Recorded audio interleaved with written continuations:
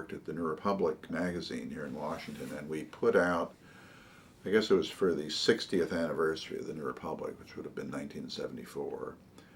We published an anthology of writings from the New Republic over the past 60 years. But one of my jobs was there were all these dozens and dozens of essays from the 1920s, 30s, 40s, 50s.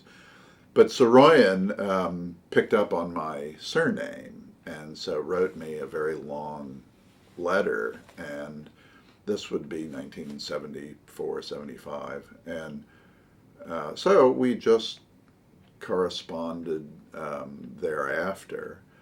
I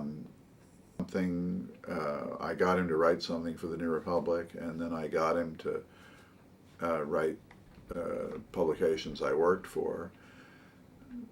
One morning, late morning, in the summer of 1978, I was sitting in my little apartment in Washington, and the phone rang, and this sort of loud, gravelly voice asked, "Is this Philip Terzian?" And I said yes, and it was William Saroyan.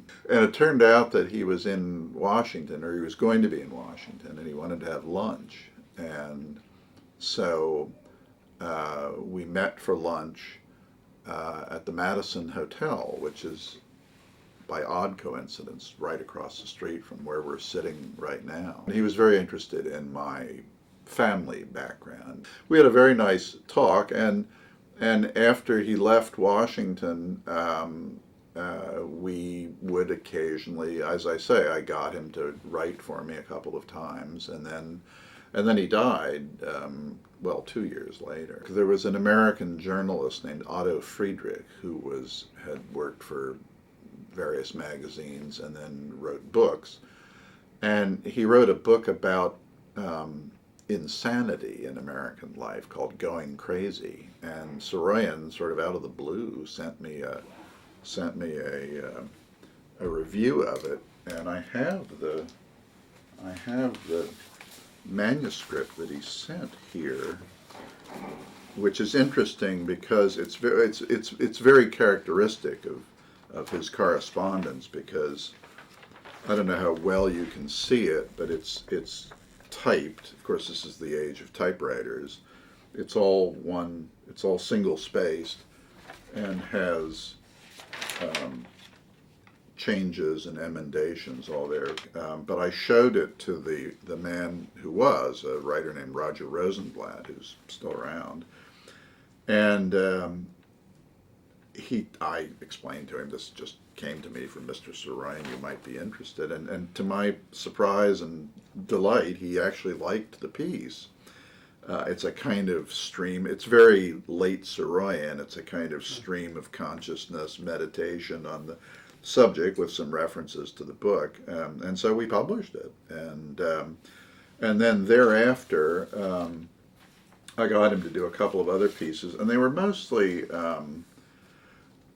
this is actually a story that he sent me, an actual fiction, and I never was in a position to publish fiction. I never worked any place that published fiction, so I wasn't able to use this, and I tried to help. I gave him some suggestions of I thought who would be interested.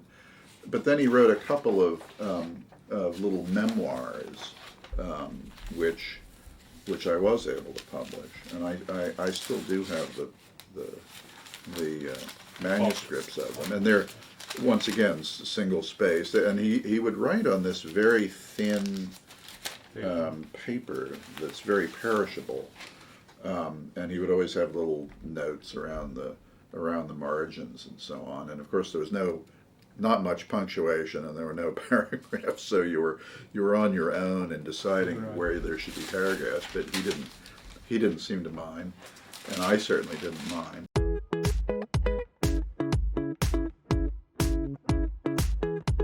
I knew Saroyan, William Saroyan, the writer. He was an interesting person to be with. My parents gave him a book party celebrating his first book, which was called The Daring Young Man on the Flying Trapeze. And they invited a number of their friends to meet this a brilliant young writer, and Willie was uncomfortable with all of the people asking him questions. So he came to me. I was maybe 13 years old at the time.